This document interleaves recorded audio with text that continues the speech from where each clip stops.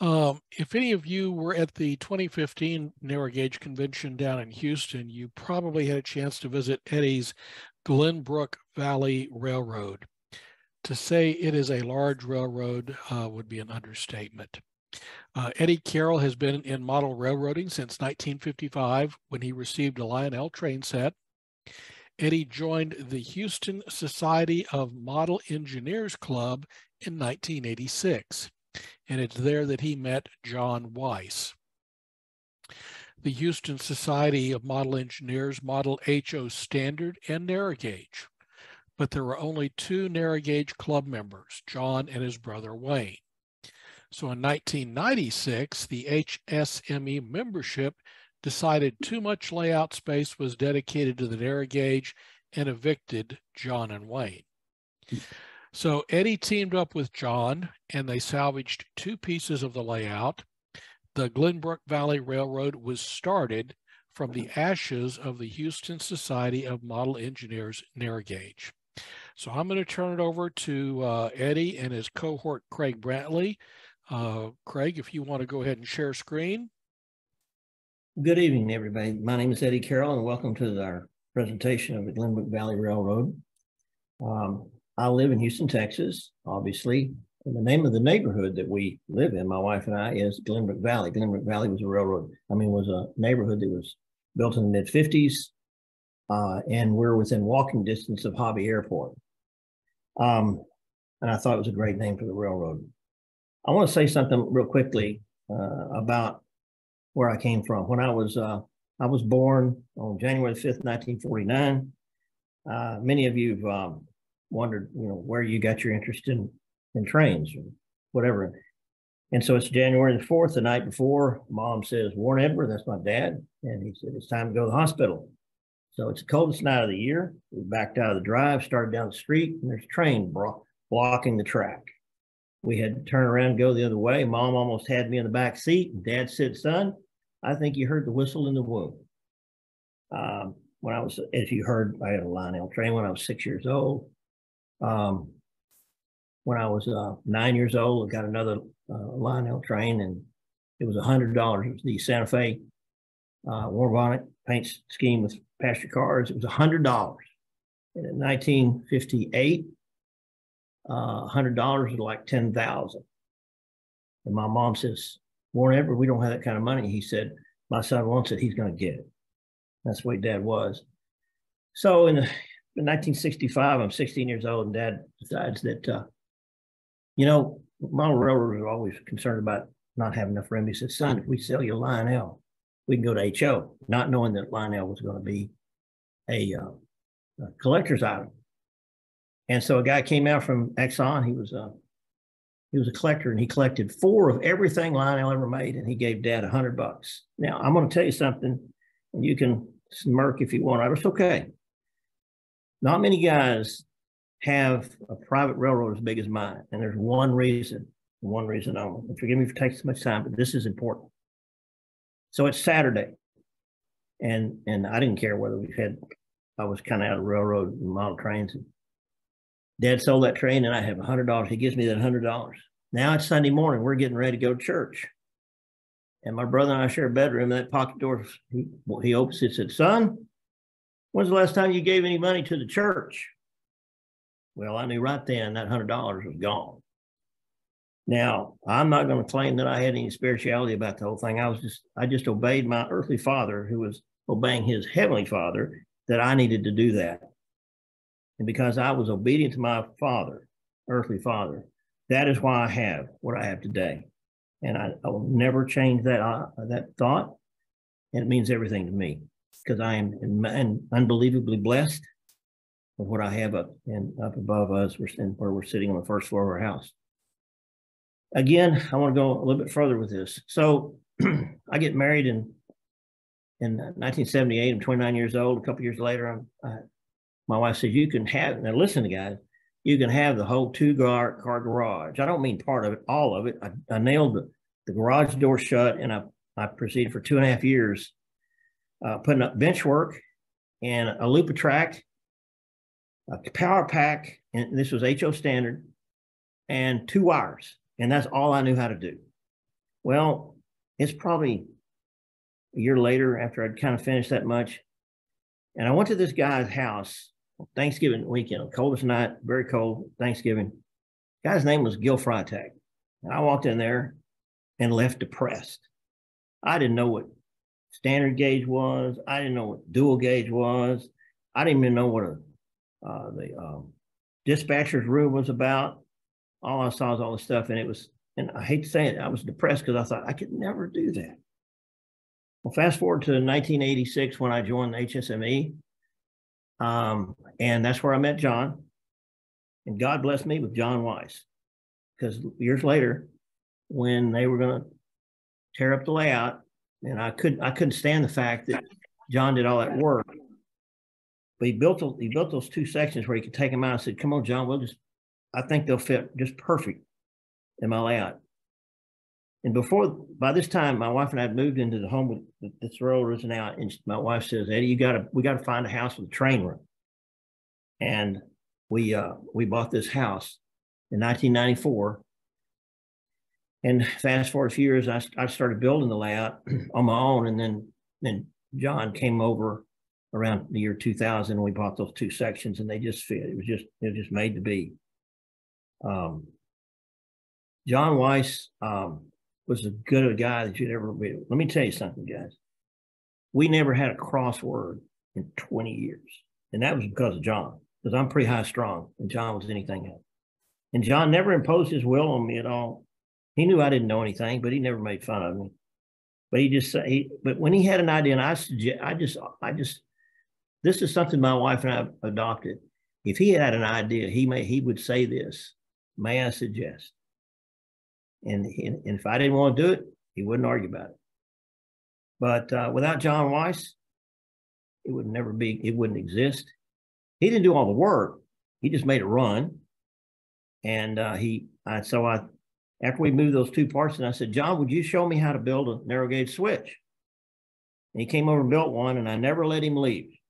By the way, the first one I built was a radius dual gauge switch, and it was perfect. But then after that, they were really bad. So John, for years, had to fix everything I did, but he never complained. Sadly, in December 2019, John got sick with cancer, and he passed away. He did see a lot of the narrow gauge completed. He built, well, you'll see overloop later. He did a lot of stuff. Here's a couple of pictures. There's a picture of me and John. I don't look any different, even though that was probably 10 or 12 years ago. But that's that is a section of, I think, where the narrow gauge goes from Silverton up to Red Mountain. But John was really just easygoing, and he'd come over twice a week. Tuesday night, my wife would fix us dinner, and Saturday at 12:30, you knew at 12:30 John was going to drive out front. Again, John and I, we started on this journey. The original room was, the total room right now is 3,150 square feet. It's 2 levels. The standard gauge is pretty much freelance, but there's a lot of prototypical locations with the narrow gauge, as you'll see. The upper level is the mountains, Colorado and Rio Grande, and Rio Grande RGS. Matter of fact, guys, there was a doubt I didn't even know what RGS meant. Lower level is Eastern, New York Central, Erie, Pennsylvania, Lehigh Valley, and Lackawanna. And I'm more of a standard gauge guy and an Eastern guy because I like a lot of track work. The track plan, it just evolved. The original room was 23 by 27 above our garage. And I called up John one afternoon. He was still working at the time. I said, "John, let's do overloop." As you can see this figure, the red pinkish is the original room. I said, "Let's do overloop," because I wanted John to be able to get to do that. And he said, "Okay." And so we flew to Denver, got a car, and we went over to, and we walked the upper loop some in the lower, upper level and the lower level, the old overloop, and I'll get it right in a minute, the low line and the high line. John pulls out an envelope. It's a used envelope. He has a pencil. He starts walking off some of these, where these bridges are going, scribbling this stuff off. 6 months later, when we're going to build, he pulls out the same envelope. I'd have thrown it away the same day. That's the way John was. But anyway, so that was a phase 2 where we took we had a carport that was framed into the house. We took that off and added this. It's 30 feet by 23 feet. So now we've got about 1,150 square feet of train room. We finished that we finished the building of it in January of 2010, right as the SM3 symposium was there. And at the same time, I'm sorry, it was 2007 we built that. 3 years later, we did what was called, I said, John, it's not big enough. I want to add a bunch more. And he said, like John always said, okay. So we have a 1-story house. Now we've got 2 floors above the garage and where the carport was. And so I have a guy that's going to take this. We took the entire roof off of our 1-story house, and I had 2,000 square feet of train room and a bedroom for my wife and myself, but it was mainly hers, and a nice closet. When I walked up there, and we didn't have any wall standing, just the floor, the decking. I said, oh my gosh, it's too small. And so I gave her 2 more. She didn't even know it. I gave her 2 more feet of train room that I still lament about that. Gave up 2 feet of train room. Can't believe it. So I did. But anyway, so now we've got 3,150 square feet. And that was phase 3. Built the BENCHWORK is 3/4 inch plywood that I make joist out, and they're attached and bolted into the wall, the wood stud walls, so we don't have any legs. The sub road bed is 3/4 inch plywood. A lot of it is paint grade. The fascia is a 1/4 inch masonite. Drywall for the backdrops, and there's hand painted scenes we'll talk about later, and then a lighting valance. Now, let me just talk real quick about the lighting valance. As you can see, that's some of the BENCHWORK. That's where we broke through after the SM3 symposium in 2010. And I had to tear up a couple of dual gauge switches, which just killed me. So that's you're looking at the OFA room where you see the finished scenes into the new area above the house. Now, if you see carpet and you see plywood, there's more of the BENCHWORK. All that plywood is above the house, and those, you can see those pieces of plywood that stick out that creates the BENCHWORK. They are fastened through into the wood studs, which it was a sheetrock nightmare, but I'm in the sheetrock business, so I didn't care. But there's more areas of it. I had help. I've got some carpenters. I'm not going to tell you I did all this work. They put up the lighting valance, and there's 8-foot strip lights in there. Now I'm fixing to take that valance down and put up can lights, and that's going to be a major task, but that's okay because there'll be LEDs in the light bill. Every once in a while, my wife mentions how much the light bill is, but she's pretty kind about everything. At the track elevations, the lower level is 24 inches, roughly. Everything varies everywhere, 54 to 72 on the upper. 1/2 inch homosote or micor. Now, Gilbert Freitag introduced me to micor because his dad used it at the latter part of his railroad, and it's flatter. It doesn't spike, but it's a lot flatter. Homosote, and you can cut it. Well, you can cut micor with a utility knife. Whereas homosote, I think you got to use a table saw. Minimum radius is 36 standard gauge, 30 inches of narrow gauge. But I got everything. It's microengineering flex code 70. John felt like that was the best for both standard and narrow. Just about all the turnouts are hand laid. We've got, you got 4s, 6s, 8s, 10s. We got 6.5s, 7 5/8. We got whatever it is. I just laid it, and I built most of the turnouts. John had to fix most of them for a long time, but John told me there's at least 250 dual gauge switches. If you ever built one of those things, it's about, once you get the stock rails laid, it's about 12 hours to finish one, and I got to where I was pretty fast in there. But that's what we chose to do. Tortoise switch machines on all the Tortoise.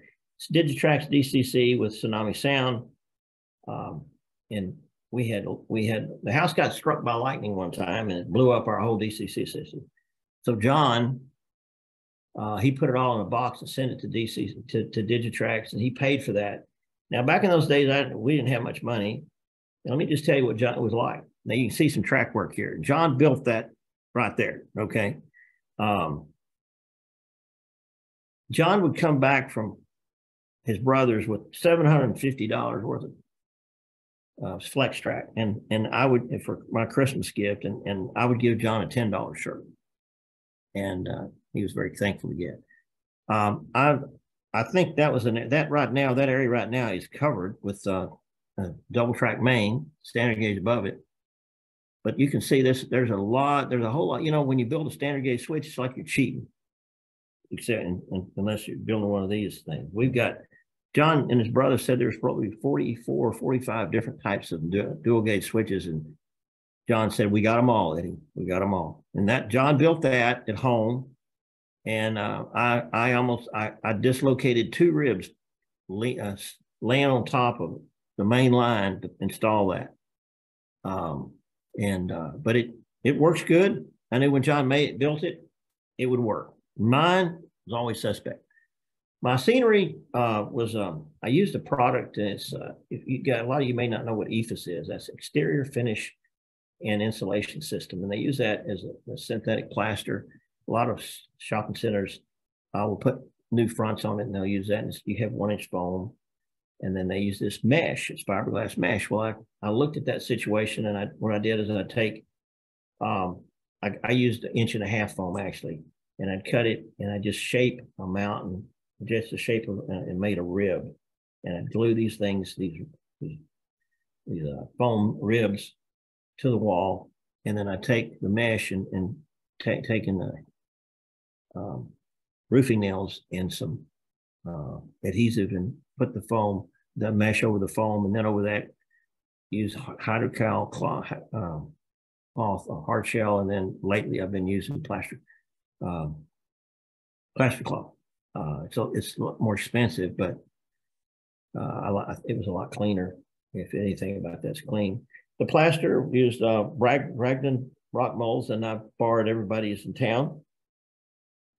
But I tell you what, guys, you know, a lot of people say, "Oh man, you don't want to keep repeating the same mold." I don't care, because man, just when it's all said and done, you get it. You can't really pick it out. I mean, it's just. You know, you don't have to have 50 different rock molds. So anyway, there's a lot of real rocks that we've stolen from the state of Colorado, and dirt as ground cover. I've made a lot of the trees. There's that mesh right there. You can see that mesh, and so that's just the shape. You put the plaster cloth over that, and then any rock molds. You can see up on the left there. You see those brown spots. That's the roofing nails that are holding that mesh to those ribs of foam. You see and there's a bridge right there that I built that. Believe it or not, the train stays on the bridge and it doesn't collapse. That's a scene that's on its way to Red Mountain, and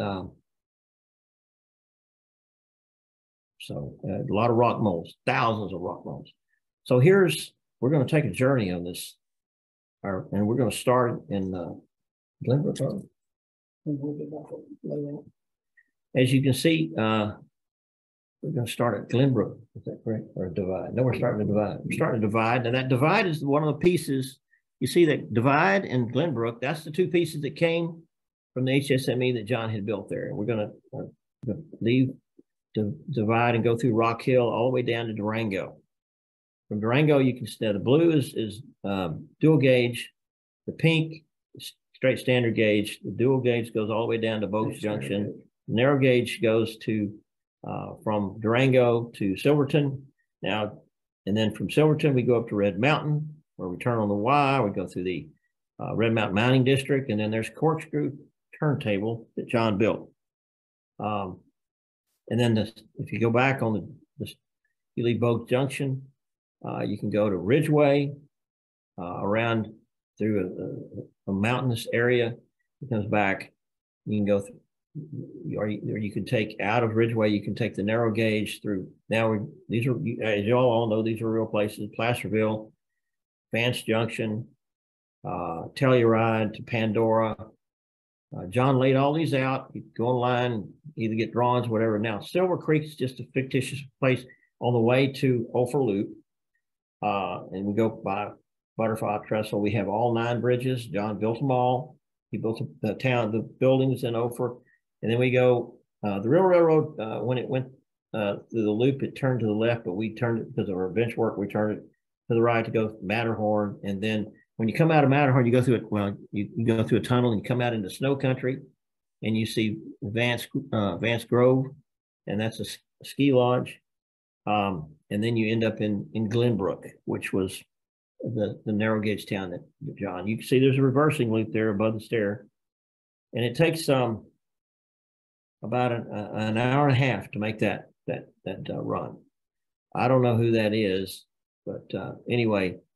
Divides on your right, and you can see the backdrop paintings, and then Glenbrook's on your left. This is the first area that we when we added Ophir Loop, we just turned the railroad on that 30 by 23 addition. Denver's on the left, and Durango's down there in the corner. There's that smelter down there that was there around 1910. There's Ophir Loop. Silver Creek is a fictitious place. There on the right, Butterfly Trestle. And then there's Butterfly Mill. John built that out of cardstock. And then you see the bridges over there.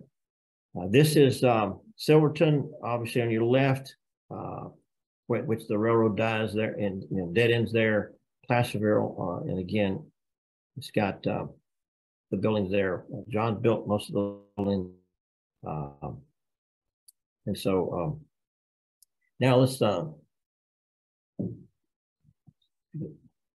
Denver and Rio Grande.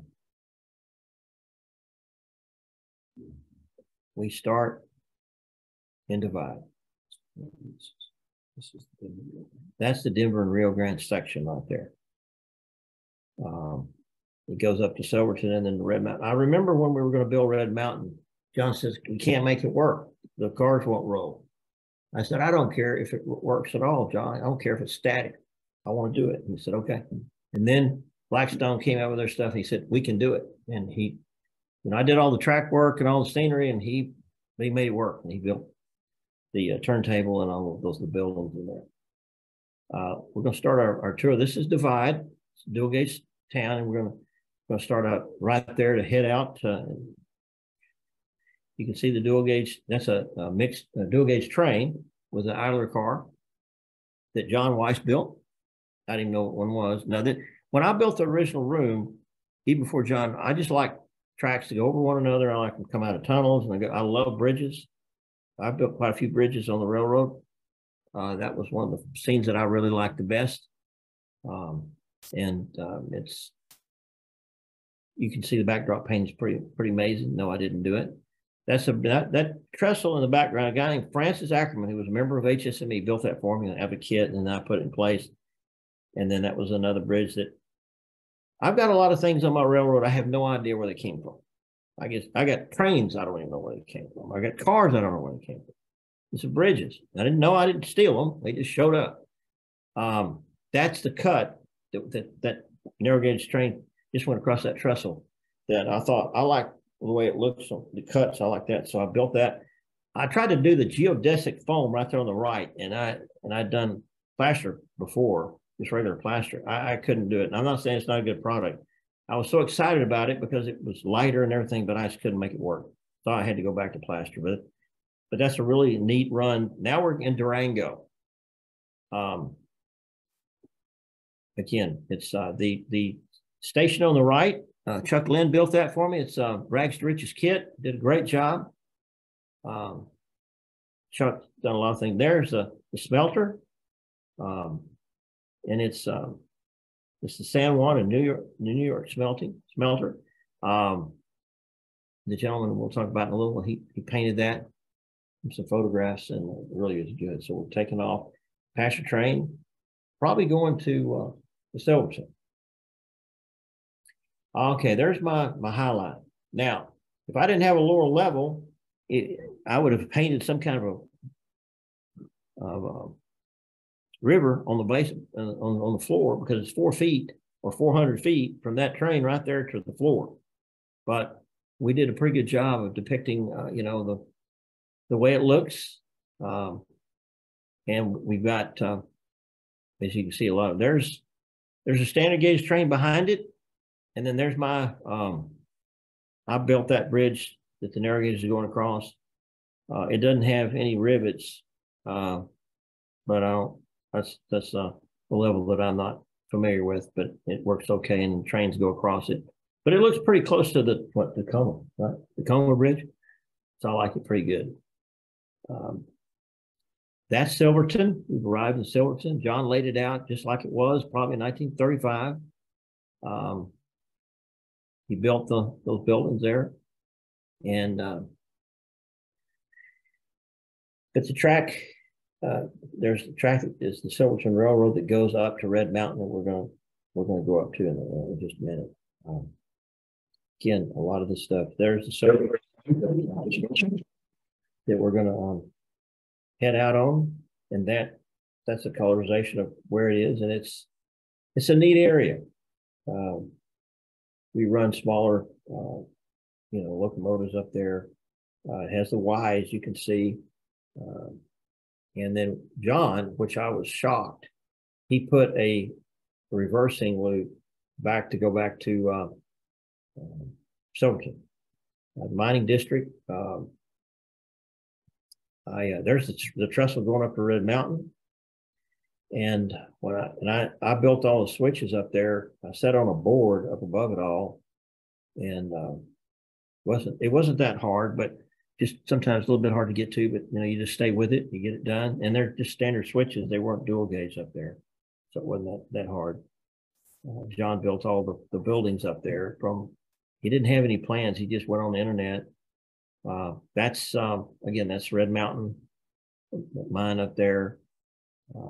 We got the Y, and it all works.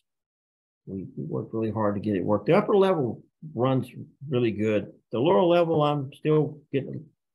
That's Red Mountain mining district, and it is accurate because John told me it was, and he would never tell me it wasn't. And the grades are prototypical.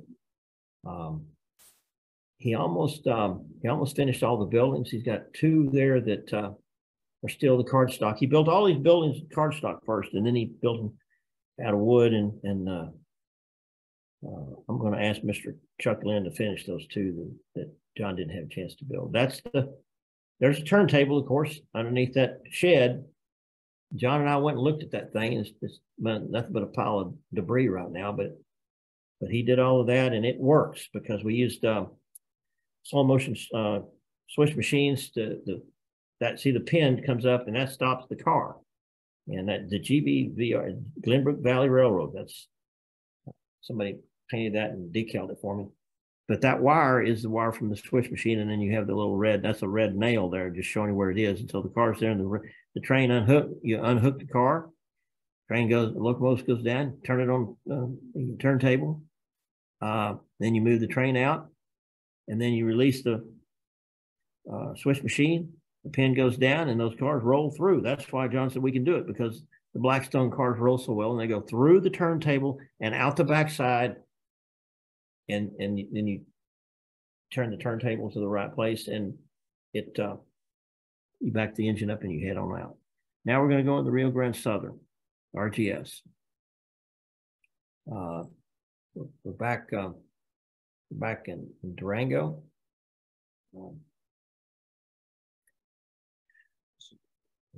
Okay, so we're going to start, I guess, start Ridgway. We're starting Ridgway.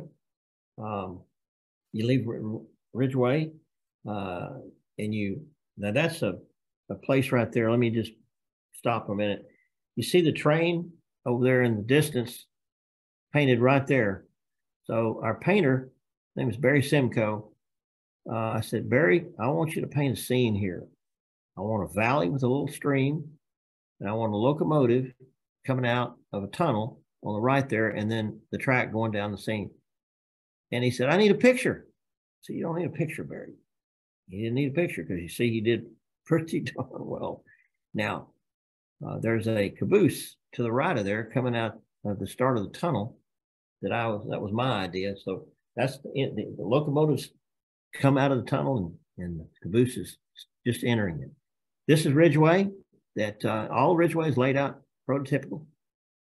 John found that roundhouse at his brother Wayne's shop, and he rebuilt it. It was kind of torn up a little bit, and he put it all together. This is Ridgway we're coming out of. RGS, heading toward heading towards. We got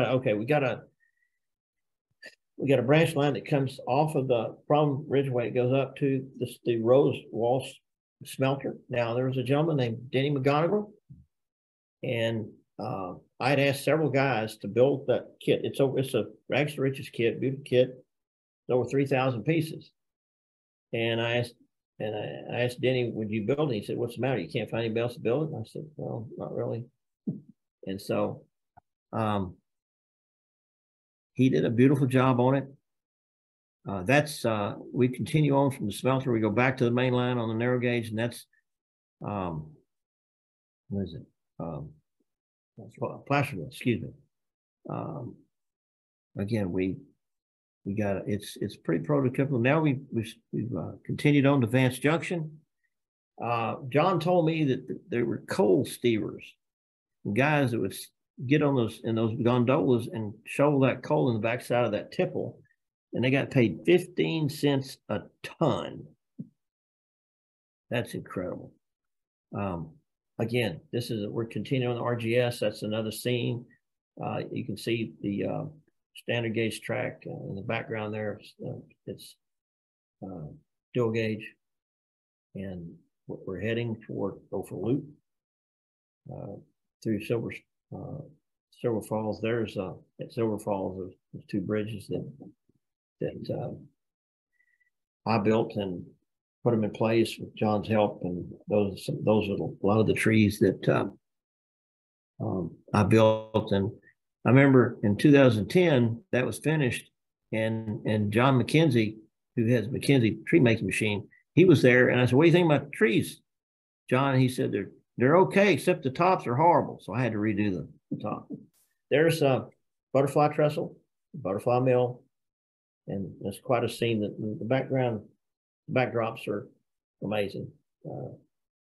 There we're on the low line, heading on up, and again, it's I'm telling you, there's 19 feet between two of those bridges, and somehow we got down there. John stepped it off somehow. That's 45, I believe 45A, and the bridge that I built going up to Red Mountain was the original bridge, because it had the trestle in it. The bridge, and I just like the look of it, so I built it on the other going up to Red Mountain. And there's a view of all those buildings up there are Bill Banta kits. So in 2010, we had all these Banta kits, and Joe Rags shows up, and Bill Banta's there, and Bill Banta says, "Hey, Joe, how many of your kits are on this railroad?" And there wasn't a one at the time. And they had, everybody but Joe Rags had a laugh about that. But there's quite a few of them that John built that Rags to Riches fan. They're both great kits. And you can see the backdrop painting is pretty phenomenal. It's all laid out the way it's supposed to be, that it was. Thanks to Mr. John. We're heading on up the High Line now. This is my favorite picture. Standing up on in the middle of Gopher Loop there. There's an opening. Take that picture going all the way up through there. I got to get up there and clean the track with a long stick with some sandpaper on it. That's how we keep it clean. Best way is we run trains. But let me just say about running trains. There we go across the bridges. For years and years, John and I, we ran trains for 2 days. And that was the weekend, Thanksgiving weekend on Saturday and Sunday. Because the rest of the time we were building. And so we were builders more than anything. This is a trestle that's coming into Matterhorn. Just finished coming up Ophir Loop through the High Line and going across this. I believe John had built that was on the HSV Road, I believe. Going through Matterhorn. Well, I like retaining walls.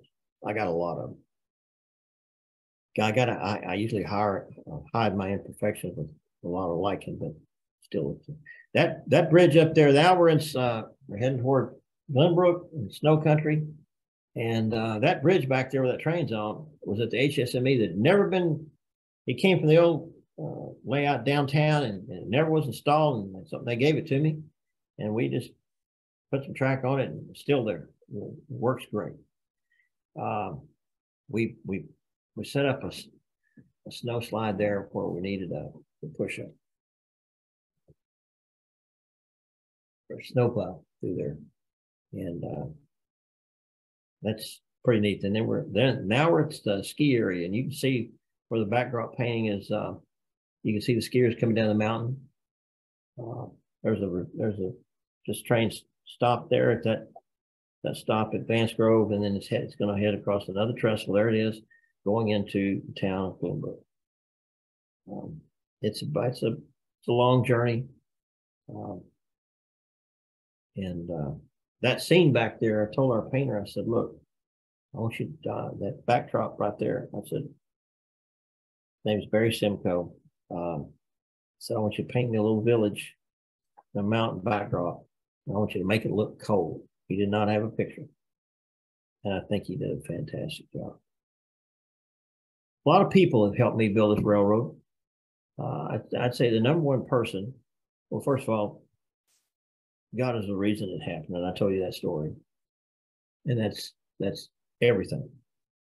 God gave me, well, all the guys that know her say the world's greatest wife, my wife Becky.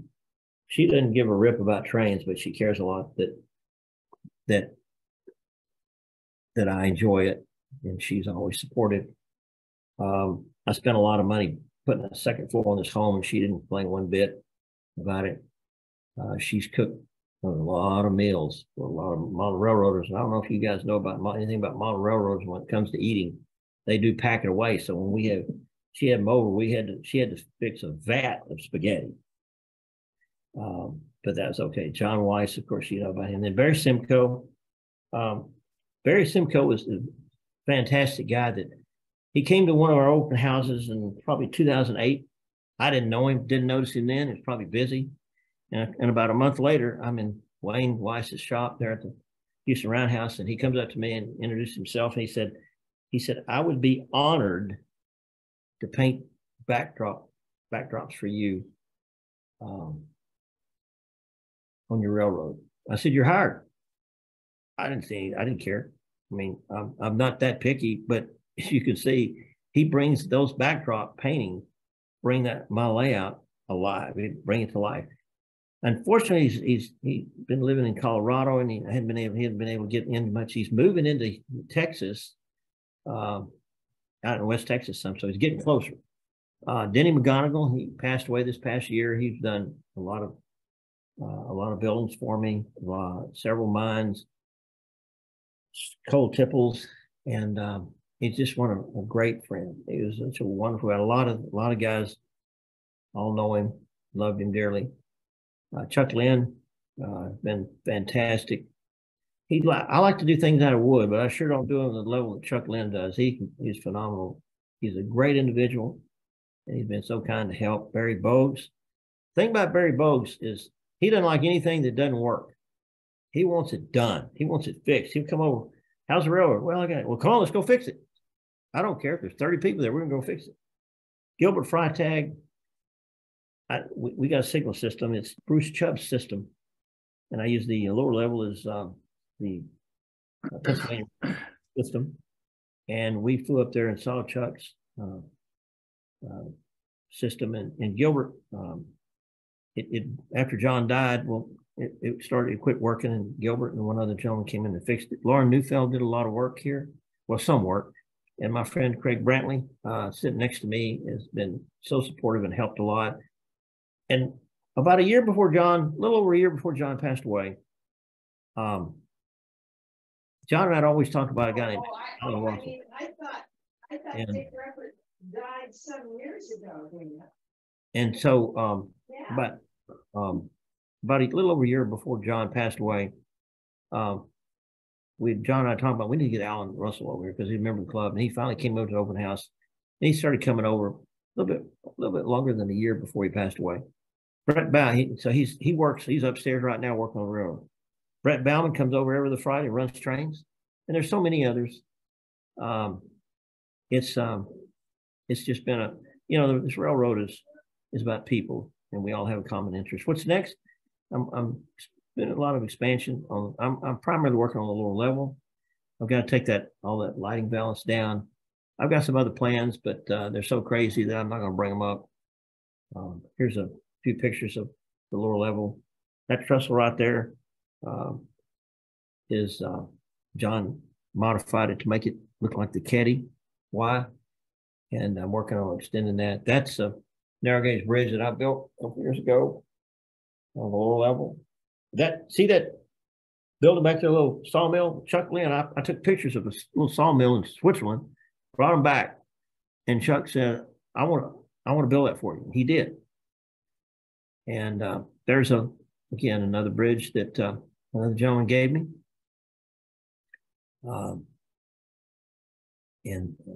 There's an Erie pasture train on a bridge that was on another guy's layout that I bought from him because he was changing scales. I don't even like to change anything, much less scales. This guy changed scales like some people change clothes. And anyway, that's pretty much it. Thank you so much for inviting myself and Craig to share this, our passion. And if anybody has any questions, you're welcome. I know I'm long-winded, but there's some things I just wanted to share with you about how it all took place. Eddie, thank you so much for your presentation.